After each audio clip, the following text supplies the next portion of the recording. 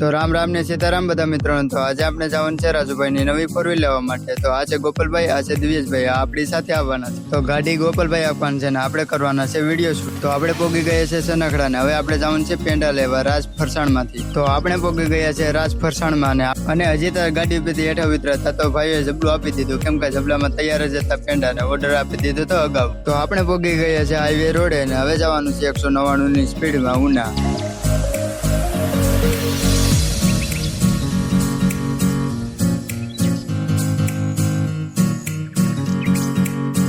તો આપણે પોગી ગયા છે ટાટા મોટર્સ ના શોરૂમે। તો શોરૂમે આપણે તો પોગી ગયા પણ રાજુભાઈ કે રાજુભાઈ ની ફેમિલી અહીંયા નથી, તો આપણે એની રાહ જોવી પડશે। રાજુભાઈ ને આવવામાં વાર લાગશે તો આપણે જઈએ શોરૂમ ની અંદર। તો આ છે રાજુભાઈ ની ફોર વ્હીલ બ્લુ કલર માં ઢાકેલી। તો રાજુભાઈ ની ફેમિલી શોરૂમ ની અંદર આવી ગયા છે।